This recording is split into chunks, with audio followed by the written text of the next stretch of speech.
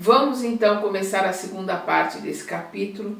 Nós paramos aqui quando o escritor está colocando sobre a responsabilidade dele com as ideias e com os personagens que ele criou. Ele coloca aqui: depois do meu desencarne, sou incessantemente procurado pelas vítimas de minhas insinuações sutis que não me deixam em paz.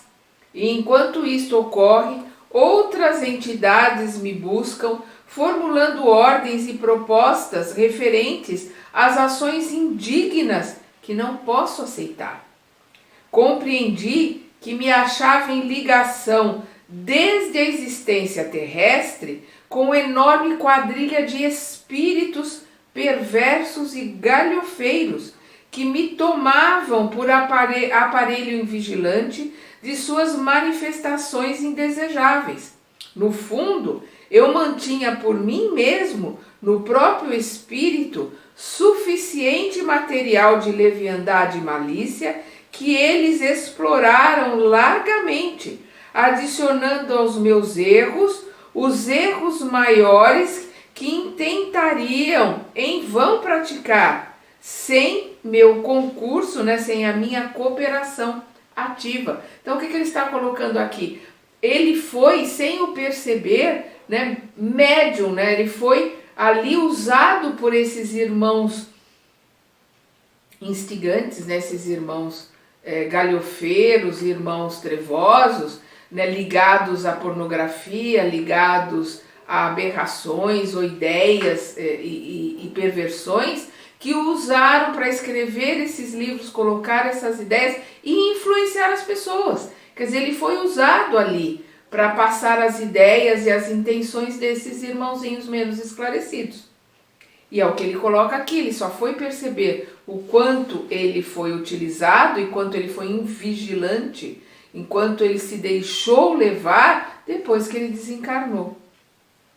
Acontece, porém, ele continua falando, acontece, porém, que abrindo meus olhos à verdade, na esfera em que hoje respiramos, quer dizer, no plano espiritual, em vão busco adaptar-me a processos mais nobres de vida. Então, ali do outro lado, ele não está conseguindo mudar. Ele está com a cobrança daqueles que ele influenciou, ele está com aqueles aos quais ele serviu de instrumento, ele está com eles à sua volta. Então, ele não está conseguindo mudar essa vibração, essa energia na volta dele.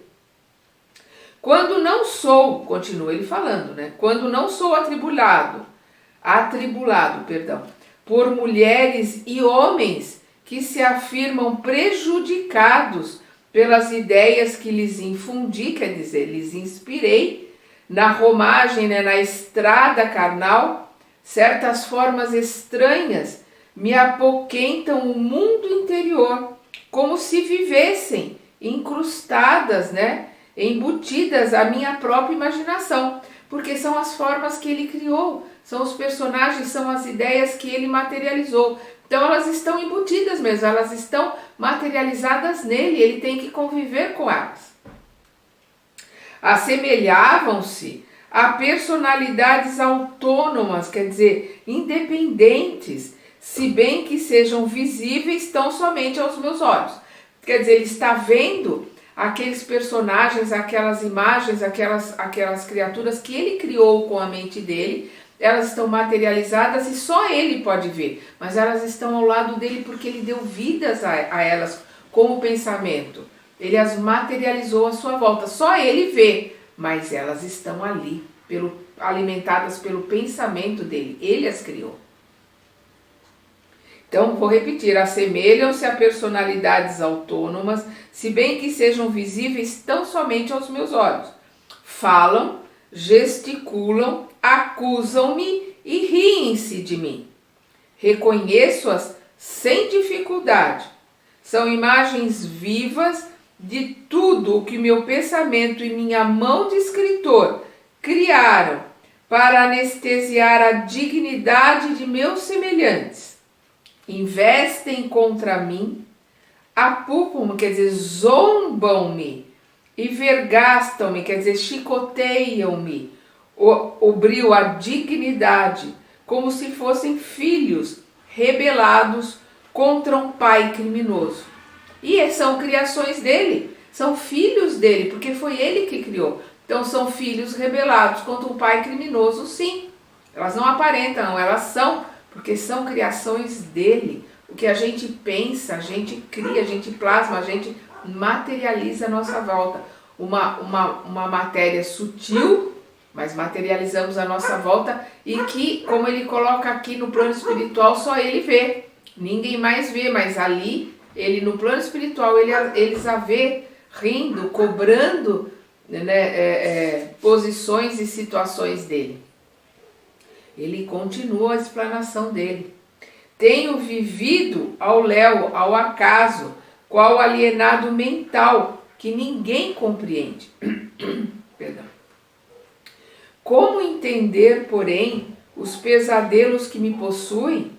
Somos o domicílio vivo dos pensamentos que geramos, ou as nossas ideias são pontos de apoio e manifestação dos espíritos bons ou maus que sintonizam conosco? Ele está perguntando para o André Luiz, né? Somos domicílios vivos do pensamento que geramos? Ou as nossas ideias são pontos de apoio e manifestação dos espíritos bons ou maus que sintonizam conosco? Havia nos ouvintes, o André Luiz colocando aqui, havia nos ouvintes significativa expectativa, não obstante a calma reinante. O infeliz deixou de falar hesitante. Demonstrava-se atormentado por energias estranhas ao próprio campo íntimo, apalermado e trêmulo à nossa vista. Fitou em mim os olhos esgazeados, arregalados de esquisito terror, e correndo aos meus braços bradou. Olha, coitado, ele correu aos braços, do André Luiz e colocou: Ei-lo que chega por dentro de mim. É uma das minhas personagens na literatura pornográfica. Quer dizer, é um dos personagens da literatura pornográfica que estava ali. Em volta dele, ele corre pedindo socorro para o André. Aí ele continua: ai de mim, acusam-me, gargalhada irônica, e tem as mãos crispadas, as mãos contraídas, vai enforcar-me. Então aquele personagem que ele criou, aquela criatura ali que ele deu vida, estava ali o atormentando, quer dizer, ele está sentindo que ele está ali atrás dele para enforcá-lo. E ele corre para os braços do André Luiz. Que situação comovente, triste. Alçando a destra, quer dizer, levando a mão direita à garganta, denunciava aflito: serei assassinado, socorro, socorro. Então ele está ali, levando a mão direita à garganta, demonstrando que esse personagem que existe ali está querendo enforcá-lo. Criação da mente dele, e que o acompanha e o acompanhará no plano espiritual ou na próxima encarnação, se ele não conseguir mudar a sua frequência, não conseguir mudar os seus sentimentos, os seus pensamentos. Esses personagens, essas ideações dele, que ele plasmou, que ele criou, continuarão ao lado dele. Os demais companheiros perturbados e sofredores ali presentes alarmaram-se desditosos. Houve quem tentasse fugir, mas, com uma frase apenas, sustei o tumulto que se iniciava. Com uma frase, o André Luiz parou ali aqueles que queriam fugir, o tumulto que começou ali com o desespero desse escritor. O pobre escritor desencarnado contorcia-se em meus braços, sem que eu pudesse socorrer-lhe a mente transviada e ferida. Cautelosamente enviei um emissário a Gúbio, que compareceu em alguns segundos. O André Luiz pediu socorro, porque ali as coisas estavam começando a sair do controle, pediu ajuda para o Gúbio apareceu ali em alguns segundos. examinou o caso, né, o Gúbio, né, examinou o caso e pediu a presença de Leôncio. Vamos lembrar quem é Leôncio? Aquele hipnotizador, né, que o Gúbio havia ajudado, aquele hipnotizador de Margarida que o Gúbio havia ajudado. Então ele pediu a presença de Leôncio, o ex-hipnotizador de Margarida. À frente do recém-chegado, indicou-lhe o doente em crise e falou firme, mas bondoso. Opera aliviando. Então ele fala para o Leôncio, opera aliviando. O Leôncio, eu? Falou o convertido um tanto apalermado, né, abobado. Eu merecerei a graça de transmitir alívio? Quer dizer, eu vou poder aliviar alguém? Gúbio, no entanto, respondeu sem hesitar. As palavras de Gúbio. Serviço construtivo e atividade destrutiva constituem problema de direção.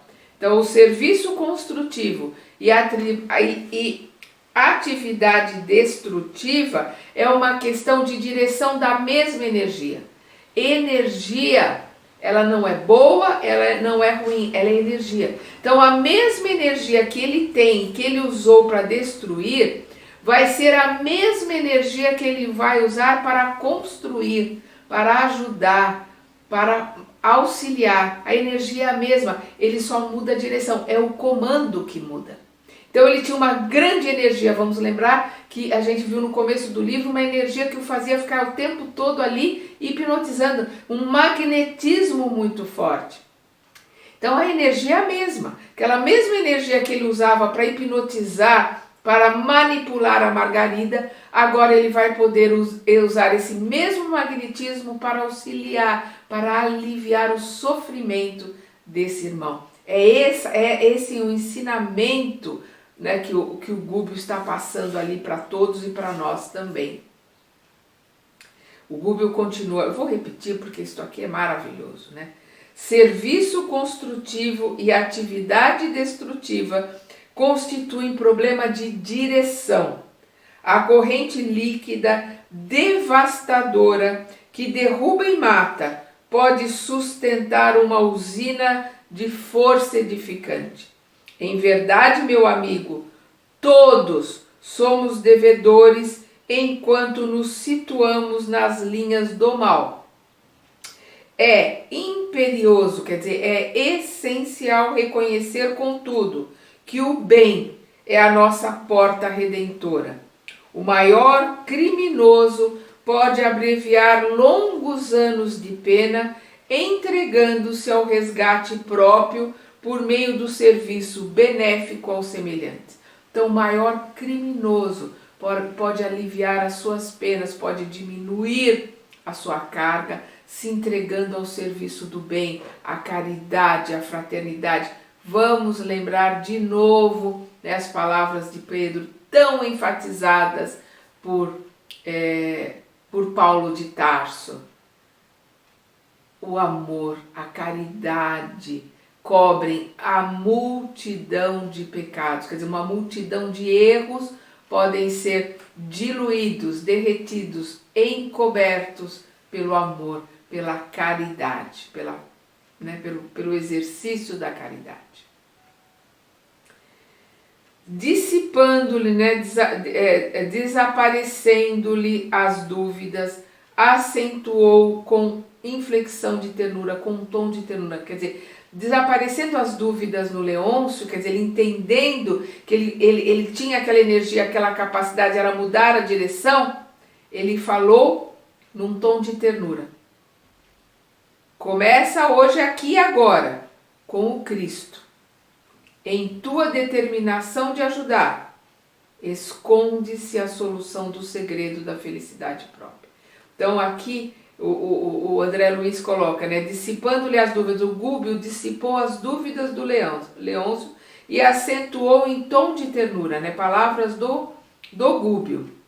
Começa hoje, aqui e agora com o Cristo. Em tua determinação de ajudar, esconde-se a solução do segredo da felicidade própria. estava começando ali a mudança, estava começando ali um novo caminho do Leôncio.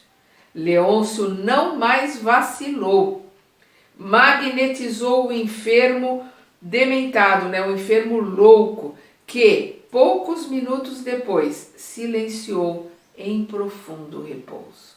Ele trouxe alívio com a energia que ele tinha, com a magnetização que ele exerceu para o bem ali naquele irmão que sofria.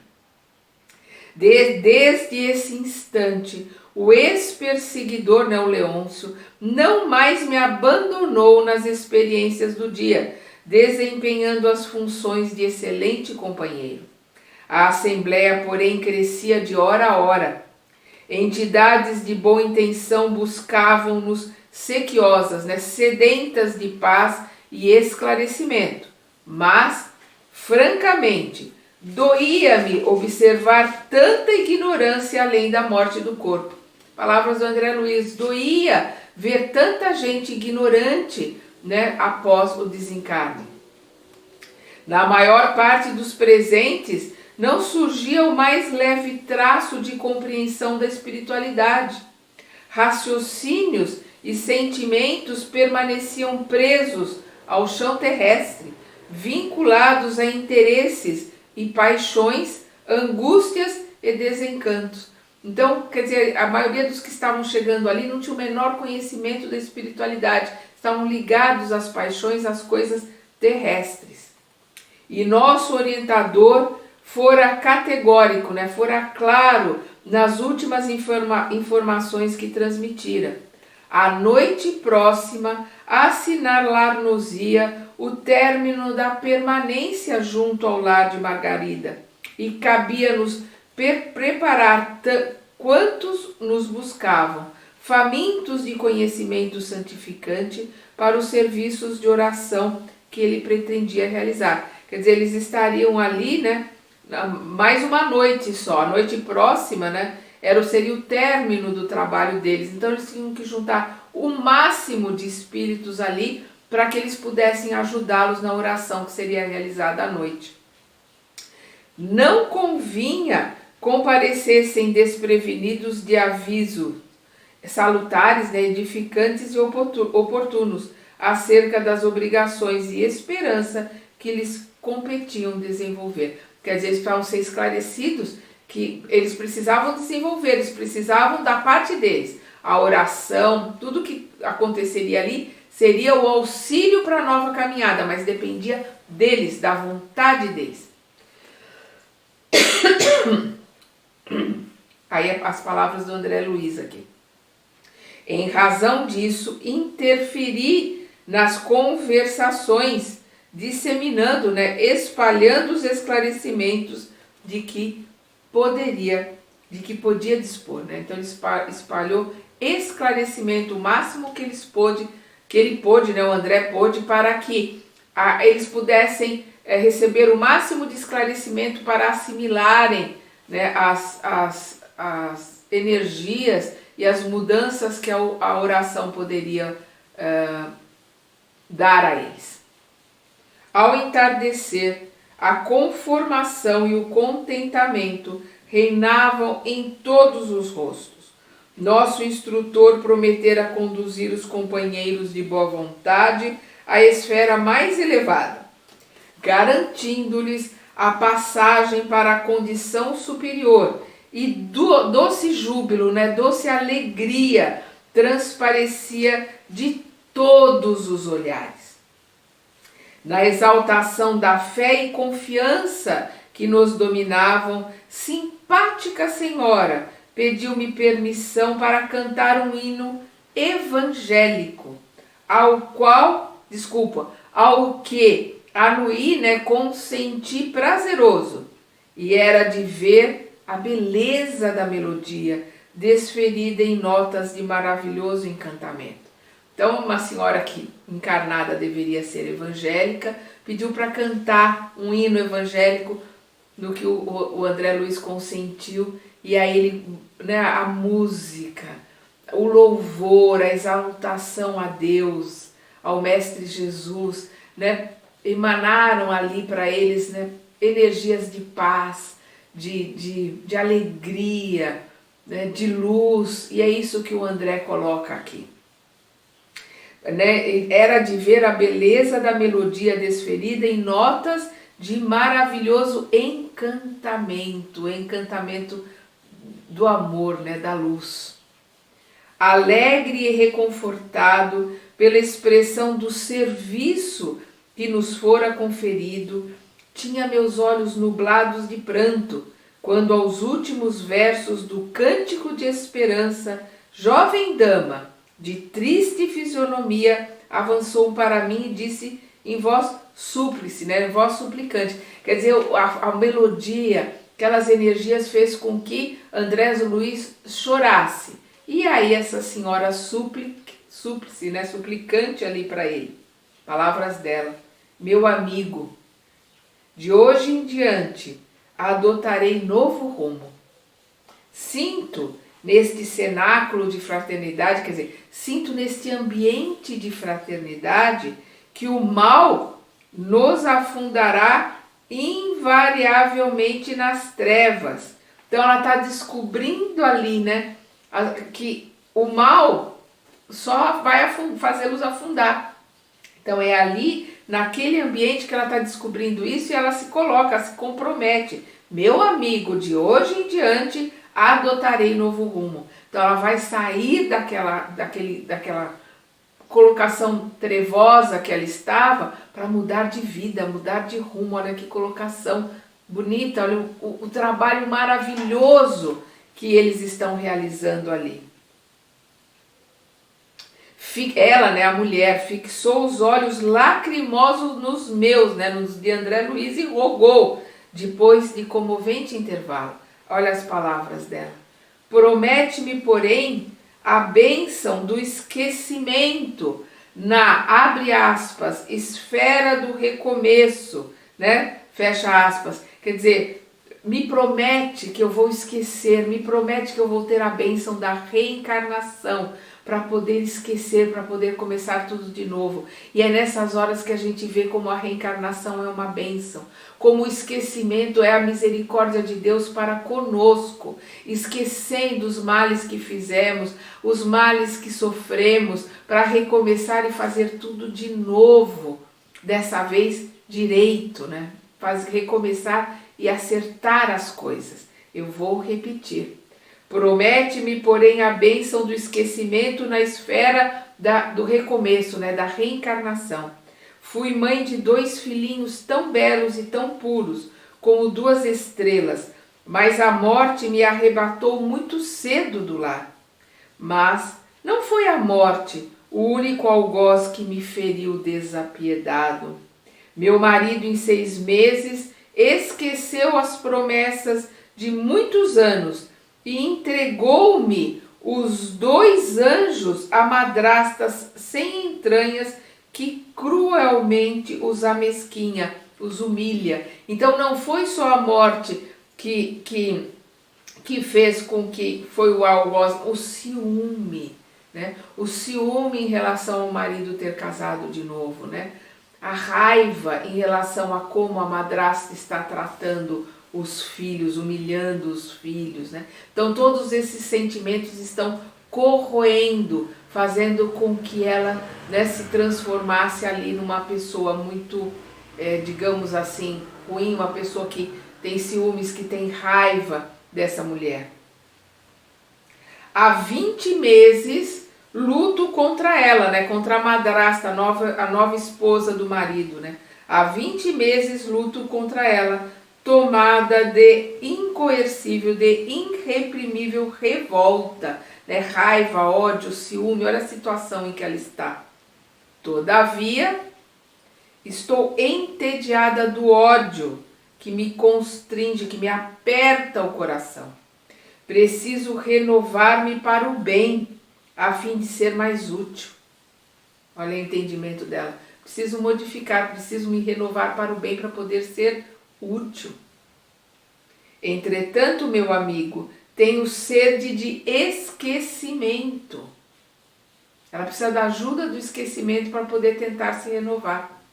Ajuda-me por piedade. Prende-me em algum lugar onde minhas recordações amargas possam tranquilamente morrer. É isto que acontece com a reencarnação. Se anula as recordações, se esquece, se recomeça. Reencarnação é isso, é recomeço, uma nova vida, um recomeço para se modificar, aprender, crescer, melhorar. Então aqui é o que ela coloca: prende-me em algum lugar onde minhas recordações amargas possam tranquilamente morrer. Não me deixes por mais tempo entregue aos caprichos que me arrastam. Minha inclinação ao bem é insignificante réstia, é insignificante fagulha de luz no seio da noite do mal que me envolve. Quer dizer, eu tenho uma vontade do bem, mas ela é tão insignificante, é só uma fagulhinha no meio da noite, né? Um vagalume no meio da escuridão. E quantos de nós não somos assim, vagalumes? A gente acende só um pouquinho, que não é nada, e apaga logo em seguida. Ela continua: compadece-te e ajuda-me. Não sei amar ainda sem o ciúme violento e aviltante. Olha a colocação dela, quantos de nós não estamos nessa mesma colocação? Olha o que ela coloca: não sei amar ainda sem o ciúme violento e aviltante. Não sabe amar o verdadeiro amor. O verdadeiro amor é incondicional. O verdadeiro amor é saber ser útil. O verdadeiro amor é ver a felicidade daquele que amamos. O verdadeiro amor é amar ao próximo como a nós mesmos, incondicionalmente. Esse é o verdadeiro amor, que nos leva no caminho da felicidade, no caminho de volta ao Pai, porque o Pai é amor puro. Ele sim é o verdadeiro amor incondicional. E nós temos muito chão ainda, falo por mim pelo menos, tenho muito chão ainda até aprender a ter esse amor verdadeiro, o amor incondicional. Ela coloca aqui, ela coloca, nessa exclamação, não sei amar ainda, e ela continua: entretanto, não ignoro que o Mestre Divino, Mestre Jesus, se entregou à cruz em extrema renúncia. Não permitas que as minhas elevadas aspirações desta hora venham a perecer, venham a morrer. Então ela entende que Jesus, que não fez nada, era puro amor, pura misericórdia, amou a todos, ele se entregou à cruz, ele se entregou ao mal do mundo em pura renúncia, e as suas últimas palavras foram: Pai, perdoai-os, porque eles não sabem o que fazem. E nós não sabemos o que fazemos, somos crianças, e é assim que Jesus nos vê, com esse amor incondicional, esse amor infinito que ele tem para conosco, esse amor que há 2000 anos depois ele ainda espera amorosamente que nós entendamos os seus ensinamentos, entendamos as suas palavras, compreendamos o seu infinito amor. Então essa paciência de Jesus em esperar o nosso tempo de aprender é fantástica. As rogativas e lágrimas daquela mulher acordaram-me a lembrança viva do próprio passado. Então André Luiz lembrou ali do próprio passado dele, de como ele também teve dificuldades de aceitar o Ernesto, o segundo marido da Zélia, que foi esposa dele, até ele entender e agradecer o carinho que esse Ernesto tinha com os filhos dele.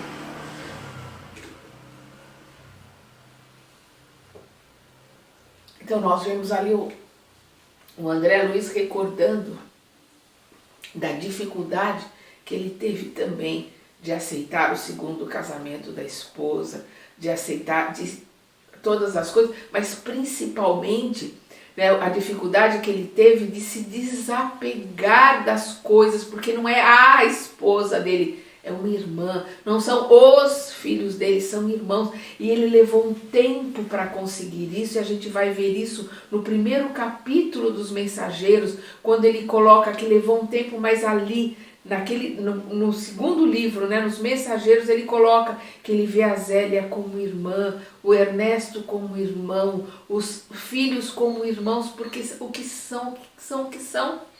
Todos nós somos irmãos, porque somos filhos do mesmo Pai. E os nossos filhos são filhos do Pai, irmãos nossos que nos são entregues para que nós possamos ajudá-los a crescer e a melhorar. Então nós vamos ver essa declaração linda de André Luiz no primeiro capítulo dos mensageiros. E nós vemos ele aqui caindo em si também, lembrando, né, dele lá no nosso lar também, com esta dificuldade que a irmã tem de ver os filhos, de ver o ex-companheiro como irmão. Então aqui ele coloca, né, num reconhecimento, numa atitude humilde dele. Eu também sofrera intensivamente para desvencilhar-me dos laços inferiores da carne. Sensibilizado nela, enxerguei uma irmã pelo coração que me cumpria esclarecer e amparar. Olha as palavras que André Luiz dirige a ela. Abracei-a comovido, como se o fizesse a uma filha.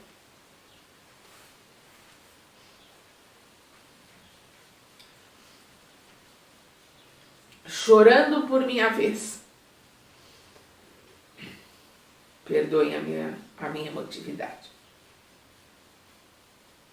E refletindo nas dificuldades de quantos empreendem a reveladora viagem da morte, sem bases de verdadeiro amor e de legítimo entendimento nos corações que permanecem à retaguarda.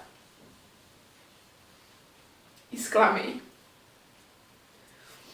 Palavras do André Luiz. Sim, farei tudo quanto estiver em minhas forças para auxiliar-te. Fixa-te em Jesus e doce esquecimento do perturbado campo terrestre te balsamizará, quer dizer, te acalmará o espírito, preparando-te para o voo às torres celestes. Serei teu amigo e desvelado irmão. Ela abraçou-me confiante, como a criancinha quando se sente segura e feliz.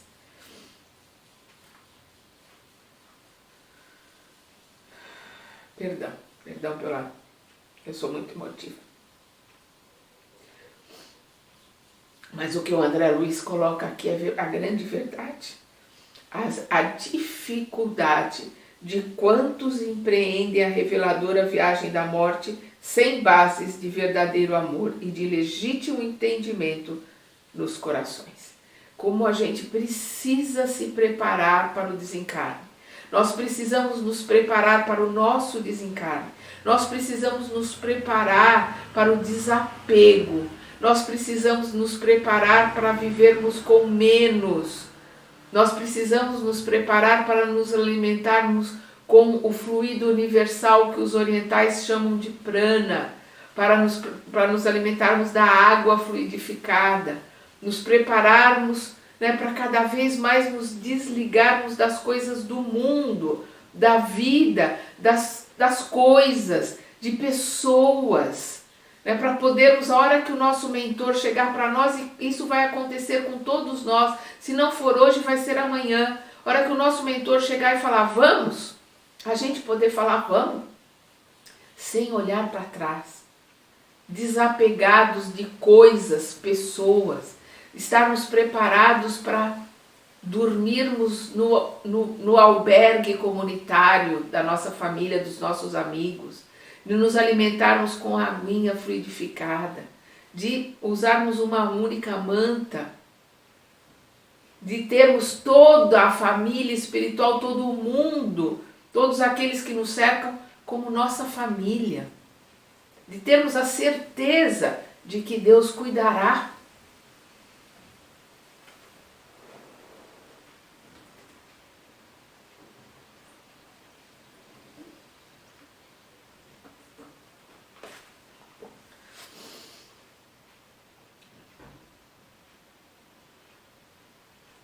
Cuidará